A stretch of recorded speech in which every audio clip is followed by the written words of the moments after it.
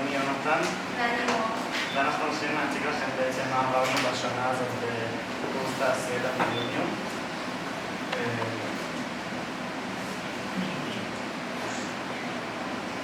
אוקיי, אז מה שאנחנו הולכים להציג לכם היום נכלול את הנקודות המרכזיות שעברנו בקורס הזה, הרקע בעצם של משק כלים, החברה שהקמנו והחלוקות עבודה, המוצרים שיצרנו שהם יכולים לראות אותם על השולחן כרגע, ניתוח המוצרים שלנו במודל סוואט, אנחנו נסביר לכם, והתוכנית האסטרטגית לעסק.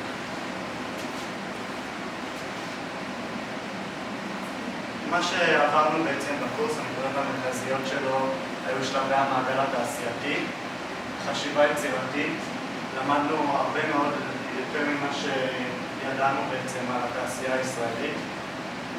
סדנה בהיכרות עם בנק הפועלים, עברנו סדנה פיננסית, הסבירו לנו בעצם איך להתנהל עם כספים. החלוקה למחלקות, כמו כספים בשיווק ופרסום. כיצד מפתחים מוצר מההתחלה ועד הסוף, לא להחליט על רעיון ואז לעזוב אותו. והסיור שלנו במשק כלים, והיכרות עם המודל של סוואט. טוב, משק כלים זה משק משפחתי שהוא מתמחה במגוון מוצרי דבש. הוא מאמין שהבריאות טובה, שכאילו אנחנו צריכים לכל מוצרים שהם בריאים ומזון איכותי, והוא פשוט לא צריך להיות בזה חומרים משמרים או כל דבר שהוא לא בריא לגוף. והמשק הוותיק וגם המרכז מבקרים הוא נמצא בכפר בילו, והמפעל עצמו הוא באזור התעשייה של העיר מודיעין, ושם ביקרנו אותו, בשני המקומות.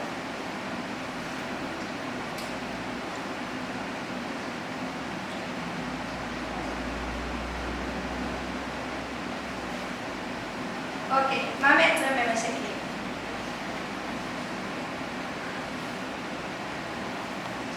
אוקיי, במשק כלים מייצרים כל מיני טעמים של טחינות, שהם כמובן מיוצרים ביחד עם דבש, של רטבים, דבשים וממרחים. אוקיי, החלוקה הצמתית בעצם התבצעה בין חודש מרץ לאפריל. החלוקה הייתה נורא שונה ממה שכולם מכירים, ואני בטוח שהשחקתם לצוותים כמה פעמים בחיים.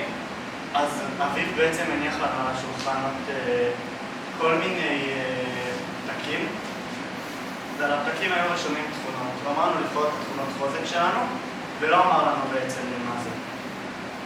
אחרי שבחרנו, אביב בעצם מתאים אותנו לצוותים. שלדעתו אנחנו מתאימים לצוותים האלה כדי לפתח את המוצר בצורה הכי טובה.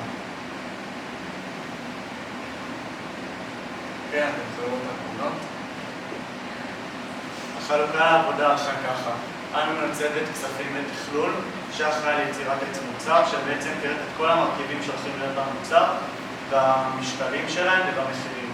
אני יכול לספר לכם שהעץ מוצר שאנחנו בנינו בהתחלה היה נורא יקר לייצור של משק כלים, אז אנחנו התחלנו להתנצץ בכל מיני דברים. זה יצא ממש טעים אחר כך. התמחור של המוצר לאחר הקיצוץ, הסקת המסקנות הראשוניות, מה אנחנו בעצם עושים עם העץ הזה, איך עובדים איתו, והעבודה מול המקבילים במשק כלים, מול המשפחה בעצם. מחלקת שיווק ופרסום, כמו השם שלה, אחראית על השיווק של המוצר והפרסום שלו בקרב הסביבה הזאת. מחלקת מחקר ופיתוח, ניסחה את השאלון של הסקר שוק, שעבר בינינו, בין החברים של הפרויקט הזה, ואנחנו בעצם הרכבנו את הטעמים. הפקת הנתונים מתוך הסקר, מה צריך להוריד, מה צריך להוסיף, מה המחירים שמתאימים, על איזה סקאלה המחירים נעים, והיישום שלהם במהלך הפרויקט.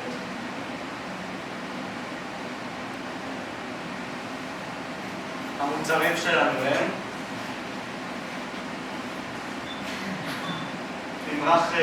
ממרח בריאות, שמכיל את זירי הצ'יה, טחינה, דבש, שמן זית ושמן קוקוס. דבש הקקאו, שמור תסביר לכם עליו למה הוא ישמש בעצם, שזה ממרח טבעי לגמרי, שמכיל קקאו, דבש, טחינה ושמן קוקוס.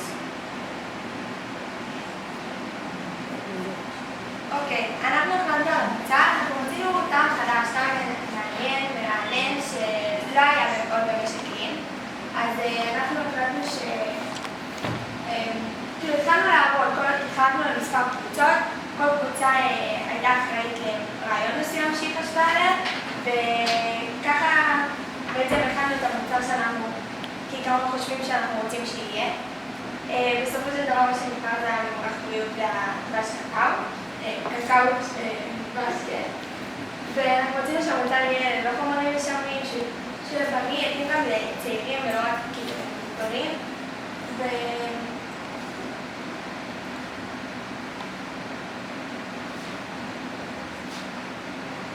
לאחר כמה שבועות. אוקיי, אז שלב הטעימות שהיה לדעתי השלב הכי כיפי, זה היה השלב שצריך לאכול בו, לא שאכלנו כל הפרויקט בעצם. הגענו למשק קלין והם הציגו בפנינו את המוצרים שבעצם בדקנו את חיי המדף שלהם. אנחנו היינו צריכים לדרג את המוצרים מ-1 עד 5, שבעצם 1 זה הכי פחות טעים ו-5 זה ממש טעים. המוצרים שנבחרו בשלב הטעימות היו ממרח של בריאות וקקאו דבש. בין שלב הטעימות. אוקיי, מי פה לא אוהב שוקולד? אין בן אדם שתכלס לא אוהב שוקולד, ואנחנו חשבנו שהדבש קקאו הוא מתאים לכל הגילאים, במתיקות שלו, והוא מיוחד. לגבי הממרח בריאות, רוב האנשים שאוהבים בחינה, אז זה מתאים להם, אבל ברגע שאלה אנשים שאוהבים ספורט, אלה שמתאמנים בספורט, וזה צריכים ממרח בריאות שיתאים להם ושיהיה גם טעים. אז זה מה שחשבנו עליהם, זה מה שעובד מאחורי המוצר. אוקיי, מודל ספורט. מי שלא בתחום העסקי או מפתח מוצרים, מודל ספורט בעצם זה הניתוח של המוצר מבחינת החוזקות, החולשות, ההזדמנויות והאיומים שעומדים בפני המוצר שאנחנו מייצרים. אנחנו בעצם ניתחנו אותו. החוזקות זה הציוד והחומרי גלם שקיבלנו ממשק קלין. החולשות היו ילדים שהסתו מהמסלול של הכנת המוצר. ההזדמנויות זה בעצם שיום אחד המוצרים שקיבלנו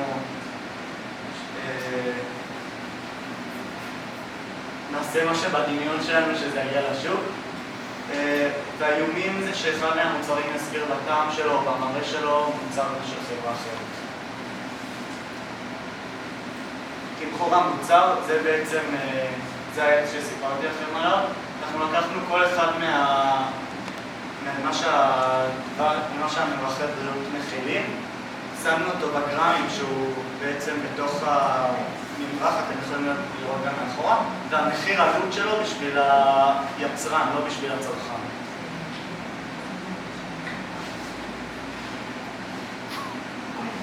זה ההמשך, זה הקקאו דבש, מה שאתם קודם היה ממרח בריאות.